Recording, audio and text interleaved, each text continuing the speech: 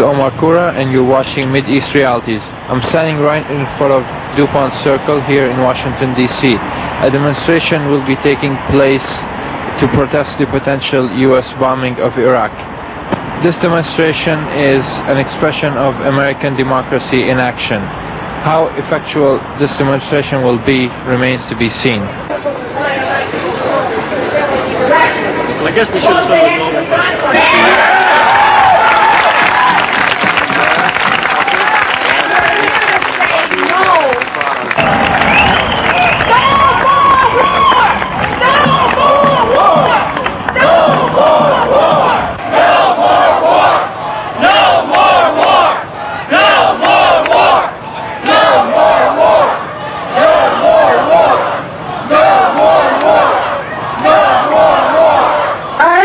Our next speaker will be Rick Tingling Clemens, who is with the People's Tribune, the Statehood Party Central Committee, and Fight for the Life of the City. Let's hear for him now!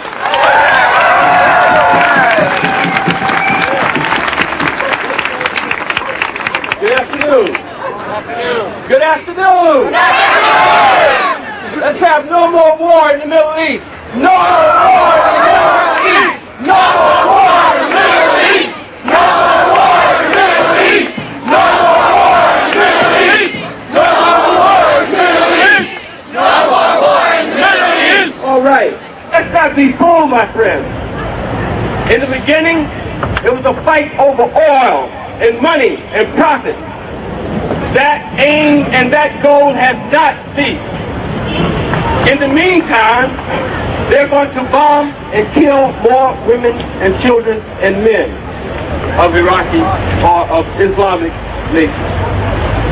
This country is hell-bent on its control of the market. This country's whole economy is based on markets. And the oil market is one of them. So if there is any war, or if there has ever been any war, it was over land, profits, and money.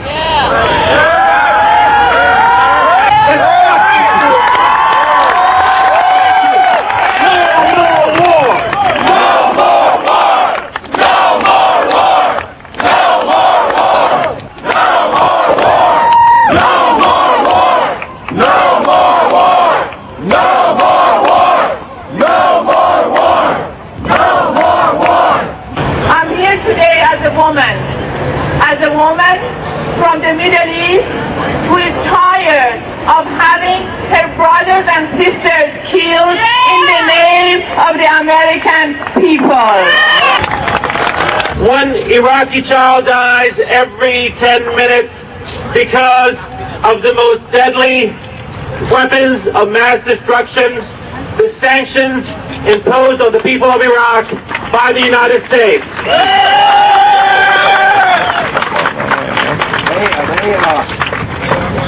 Today, as we gather here, the United States is amassing an awesome arsenal of deadly weapons. Aircraft carriers are looming in the Gulf once again. 7 years ago, we were told that Operation Desert Storm would bring about a new world order where peace and democracy would prevail. Today, this world order is nothing but a cruel hoax on the people of Iraq. Saddam Hussein has outlasted Bush, Thatcher, and Mitterrand. While their terms are blips in history, Saddam remains steadfast in his brutal dictatorship. And now, 7 years later, with a new cast of characters, we stand at a crossroads in history once again. To continue the double standards and broken promises, or to seek a true and just peace. We are told there is a clear strategy and a clear mission. We are told that the sanctions imposed on the Iraqi people are working. We are told that our bombs have got smarter. But let us not be doomed to repeat the mistakes of the past. Let us send a clear message to our leaders. We will not allow the blood of another Iraqi child to be spilled for the sake of oil. Yeah! Thank you. Hands off Iraq! Hands off Iraq! Hands off Iraq! Hands off Iraq! Hands off Iraq! Hands off! Hands off Iraq! Hands off Iraq! I am here as a Kurdish woman, born of Kurdish parents in a Kurdish village in Iran, in a Kurdish town, in fact. My brothers and sisters were attacked by Saddam Hussein's chemical weapons. My brothers and Kurdish friends were killed in Halabja, in a village in Iraq, when the United States government were supporting Iraq and Saddam Hussein, and the Germans were providing the chemical weapons to Saddam Hussein to kill my Kurdish brothers and sisters. But I say no to the war, and I say do not bomb the people of Iraq in the name of attacking Saddam Hussein. I'm an Iraqi American, and I have family back in Iraq. I'm so afraid to call my family. That's when I get a chance to get through, because every time I call them, they need medicine that I can't give them. I have a cousin who's 24 years old who is dying because he has so malnutrition and doesn't have immunity in his body. I need a doctor to write me a prescription, and I can't find a doctor who's going to write a prescription for a patient who's not here. And if I ever get this medicine, which is an antibody to boost his immune system, I need to fly it on ice. We don't have any direct mail between here and Iraq. So how am I going to take it on ice there? He needs it continuously. This is just one member. Imagine how Brian said in Ohio that we give the Iraqis medicine. That's a lie. That's a big lie.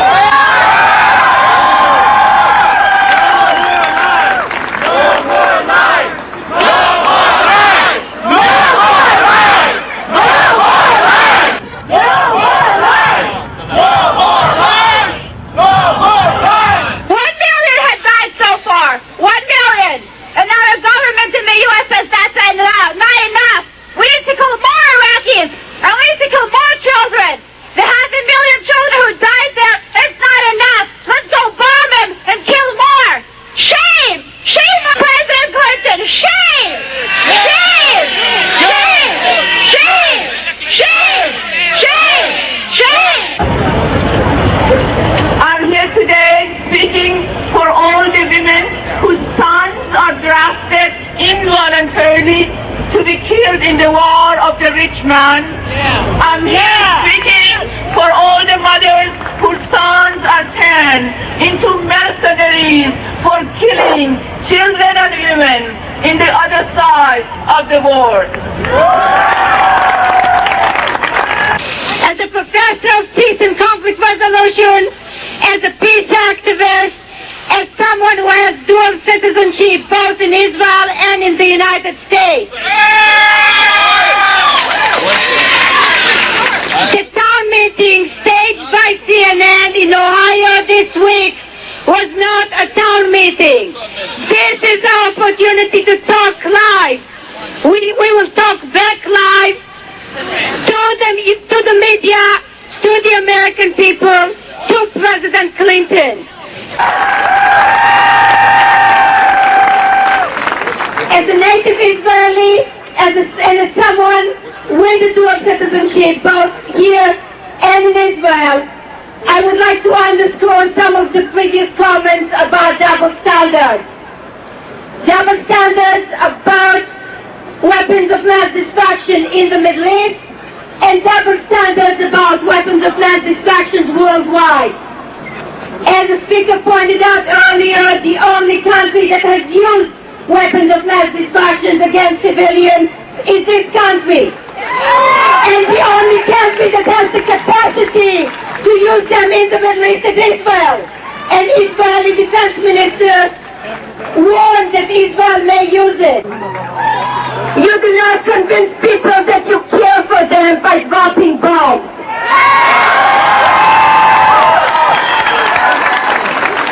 President Clinton, you've got to plan to take responsibility for your own actions. It is not too late to do so.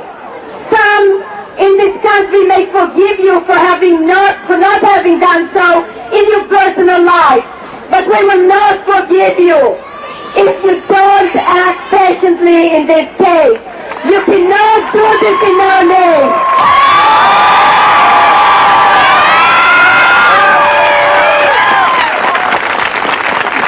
Finally, I want to speak as an activist and say something about us. We made a statement today. Our friends made a statement in Ohio and across the country. We cannot let this momentum die. As the bombing draws closer, if we cannot prevent it, it will become more and more difficult to voice dissent. We should commit ourselves to at least spend 1 hour a day from today on to talk to friends and neighbors, to talk to co-workers, to write letters to the editor, to intervene in discussions on the internet, to call, to make our dissent heard. We have to let people know that we are not behind our president. We have to let people in the Middle East know that we stand with them.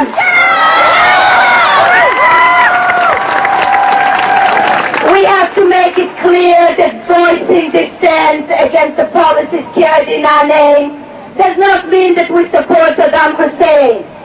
And we have the privilege and the responsibility to do so.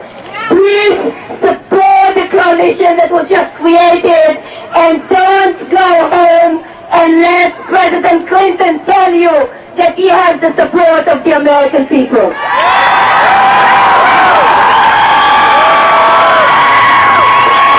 Let the sanctions now! Let the sanctions now! Let the sanctions now! Let the sanctions now! Let the sanctions now! Let the sanctions now! Let the sanctions now! Let the sanctions now! I'm here today speaking as an American woman, as an American citizen whose tax money is diverted into building $2 billion V-2 bombers to pour bombs on the head of the women and children and innocent men in Iraq. I returned from Iraq exactly a month ago. I was on the 10th delegation of Voices in the Wilderness, a Chicago organization whose sole purpose is to advocate for the lift of sanctions against Iraq. We saw suffering children, starving people trying to live on $2 or $3 a month, cancer patients in hospitals who are lucky to get one cancer drug when it takes a very complicated regimen. They don't even have pain medicine for when they get near death. We saw children, we saw people in the internally displaced person shelters up in Iraqi Kurdistan living in unbearably awful conditions because 22 different factions are struggling for control of Kurdistan. And Turkey, Iran, and Syria are pouring money in to continue that fighting. The Turkish money is U.S. money. Turkey has invaded Iraq. Turkey has poured money into the area. That's what Saddam is supposed to be such a monster for doing. What a double standard.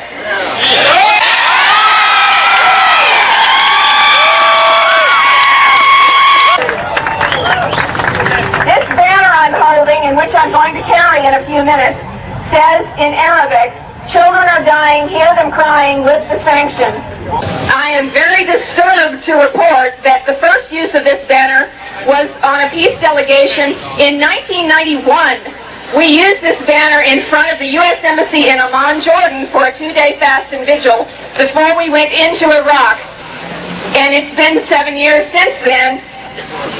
My life went on and I stopped worrying about the Iraqis, so I know the rest of the populace of this country who never hears about the suffering, only hears about the sins of Saddam Hussein, No wonder we haven't paid attention to the suffering. We have to learn not to hate.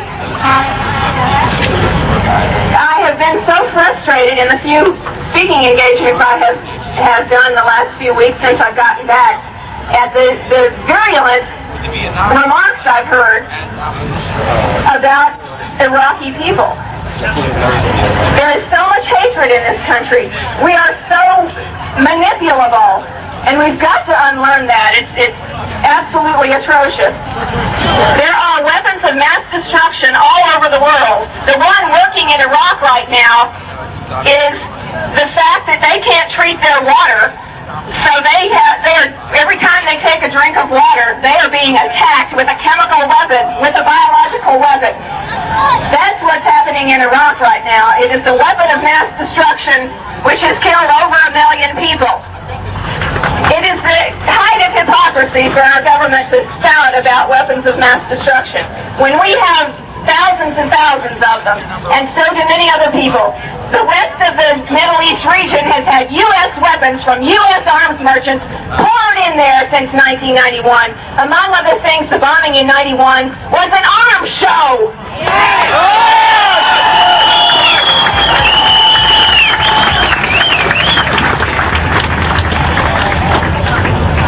The people of Iraq are human beings. Please, we have got to treat them like that. Violence begets violence. If we keep killing people, it will never end. Stop the hypocrisy now! Stop the hypocrisy now! Stop the hypocrisy now! Stop the hypocrisy now!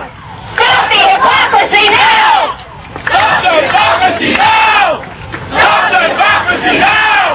Stop the hypocrisy now! Stop the hypocrisy now! I'm here today as a daughter of a mother who called me in that horrible night in 1991 from across the world. After being subjected to 8 years of missile attacks by the Iraq, she called me crying and said, do something for the women and children of Iraq. I know what it means to be bombed.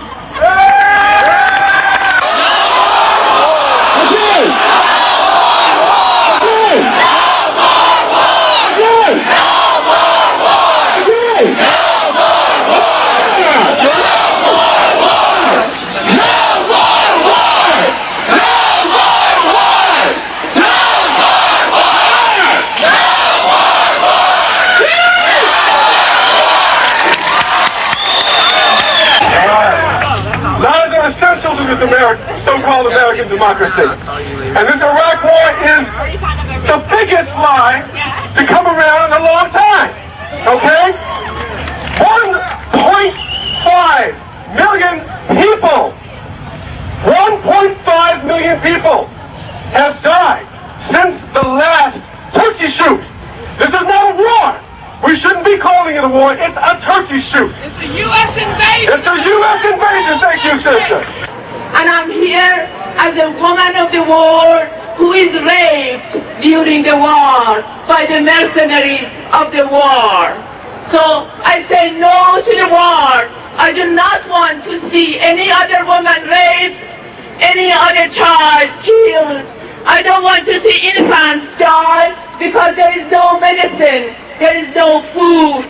I'm here speaking as an American woman who is condemned for all the ills of the society because I fight for the rights of me and my daughter to be a free woman.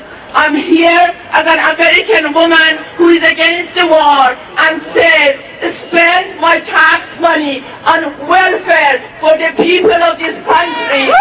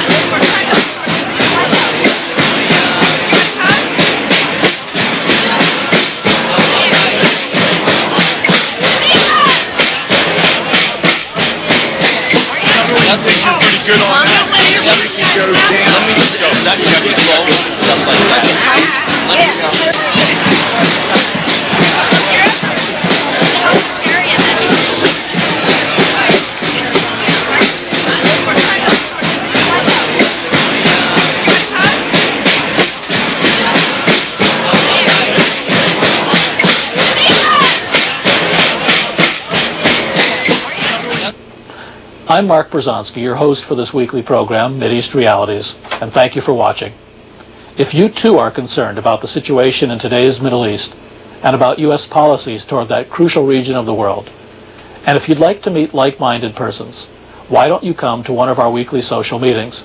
I'll be there, of course. Just give us a call for details.